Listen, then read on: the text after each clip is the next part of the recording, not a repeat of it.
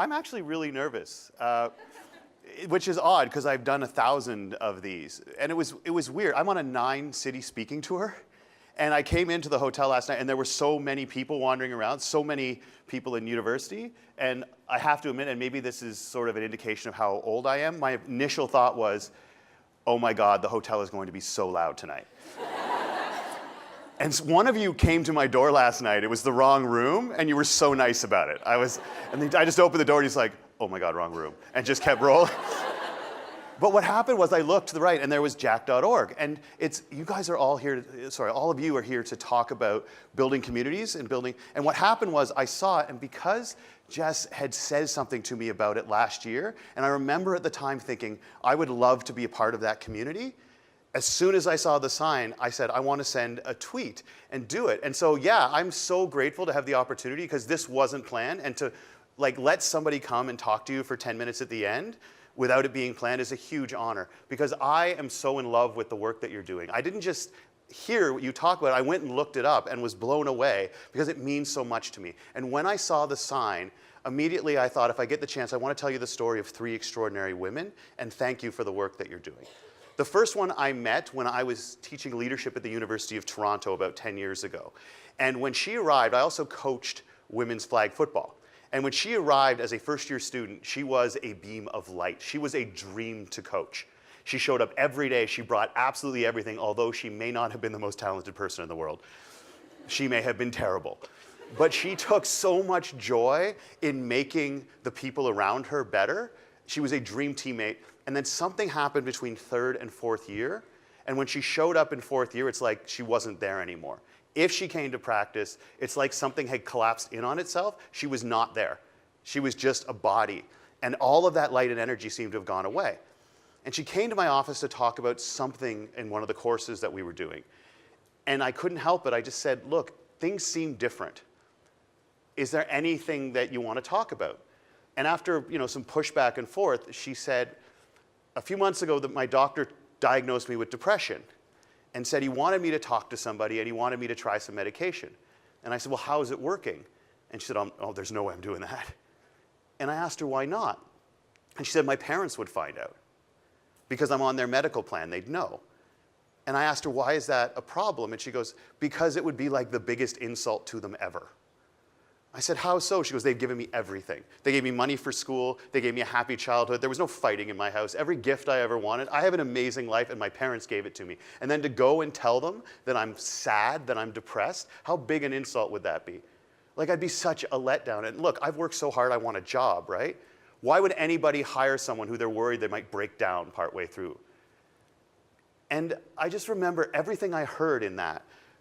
Being afraid of looking weak, being afraid of being an embarrassment to the people who love you, and being unemployable. In every single one of those, all I could think about is that's the exact same reason that I won't say anything. Because just a couple of years earlier, I had been diagnosed with bipolar. And the reason that I had been diagnosed with bipolar is because I had planned to take my life. And I went in and found out. It was almost like, how do you feel when you found out? I'm like, it was almost relief because now it has a name, right? And I accepted what they suggested, and my life changed dramatically, but I hadn't told anybody about it. And so sitting there across from her for the first time ever, I told a student, not a close friend, but a student, the entire story of what my life had been like and how it had gotten better since I acknowledged that this is, and I deserve to get help. And at the end of it, she stopped and she just waited for a second, and then she said, I had no idea. And I said, I know, I don't advertise it. And she said, see, you're just like me. Why should I do something that you won't do? You're embarrassed too. And the thing was, she's totally right. This is the thing about working at a university. You were constantly surrounded by people half your age who were twice as smart as you are. And you talk about rebel, and you guys are all talking, sorry, I gotta say stop saying guys. You talk about rebels. And ultimately, to stand in front of somebody who gives you grades and tell them, like, right to their face, these are the moments where, like, being a rebel is born, right? It's not necessarily these giant movements. It's ultimately looking at power and going, you're lying. And I thought, you know what, you're right. So I made a deal. I said, if you try what your doctors are suggesting, I will stop being quiet about me. And she kept her end of the bargain. And so I tried to keep mine. And I said, I want to talk about this voyage because the difficulty was this. I made a career, and I still make a career, out of the credibility of my ideas. People pay me to stand on stages and talk about ideas, and I was afraid of the fact that if I said I am battling mental illness, we live in a world where people still equate mental illness with mental weakness, and I was terrified of what that would mean.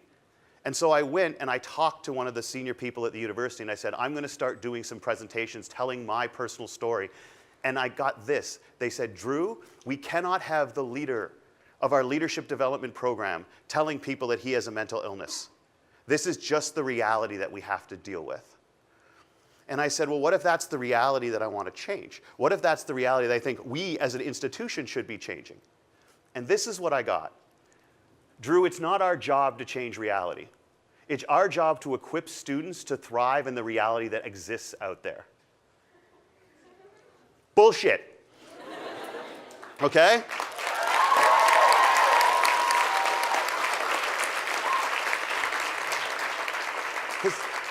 Because here's the thing, right? I've studied leadership my entire adult life, and I will tell you the very definition of leadership is identifying realities that have to change and then doing something yourself personally to change it. The very definition of leadership is saying this is the part of my reality that I deserve to be changed, and I'm going to believe that I have the right to go out and change it. And honestly, I did not do what they told me. That's my little tiny little piece of being a rebel. And you know what? They realized afterwards that I was right and that we were all right. So you're going to get pushback. You're going to have people say this isn't what's best for everyone. Maybe it's just what you think is best. But sometimes when you push, afterwards they come up and they say, yeah, you were right about that. Because here's the thing. We all went through an education system that often made many of us think the number one way you can look impressive is to make somebody say, oh my God, I didn't know that. The most powerful gift you can give to another human being, though, is not to make them say, oh my God, I didn't know that. The most powerful gift you can give to another human being is to make them say, oh my God, I thought I was the only one.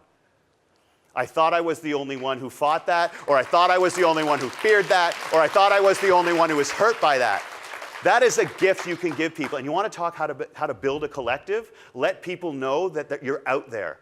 When you say you are not the only one, people instantly realize that they have a team and that they have a support system they didn't know. Don't go out there trying to look impressive. Don't go out there trying to make people say, oh, I didn't know that about mental illness.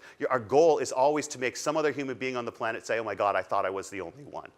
That's power. And it happens when you're not paying attention. The second woman I want to talk about, I met at a bar at 2 a.m. Right now they're like, why did we give this guy any time? In 1998, I was given the opportunity to try to raise money for a cause called Shinorama Students Fighting Cystic Fibrosis. I was trying to, thank you. I like this audience. I was trying to impress a girl, all right? Full stop. And ultimately what happened was we had the worst campaign in the country, my university. And so we said, you know what, we're probably not going to make a lot of money, but what we want to do as a team is we want to change the culture around this. We want people to not look at it as some little thing that happens, as fundamentally part of what this campus is about. We wanted to change the culture. We were really good at it. And we ended up going from $200 to $15,000, 5 times it had ever been raised before. Now we're 19 years old, and if you do something once, you're an expert at it. So we said we're going to make 20 grand the next year. And we sent our people out in a hurricane, and they still came back making $18,000. And even though we had set our goal at 20, 18,000 in a hurricane is amazing, so we celebrated it. And then the paper wrote, Shinorama comes up $2,000 short. And I let them convince us of that. Because we thought leaders set goals, and when they don't reach them, they don't lie to themselves. They say, we're going to do better next time. So I beat myself up, and our team beat ourselves up for coming short $2,000.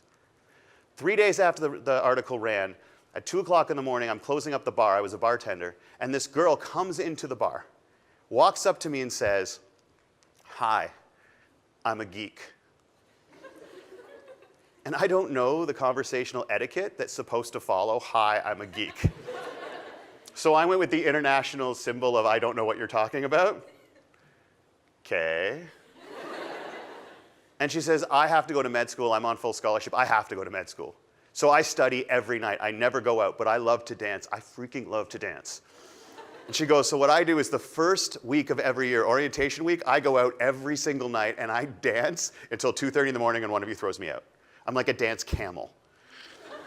And she goes, so for the last 2 years, every night that I left this place at 2:30 in the morning, I would walk through the Student Union building, and you and your Shinorama team would be in a room at 2:30 in the morning, and you'd be painting signs, and you'd be building donation boxes. I watched you give 12 speeches in 3 nights to try to get people to go out and believe in this cause. I have never seen a group of people care more about anything in my life.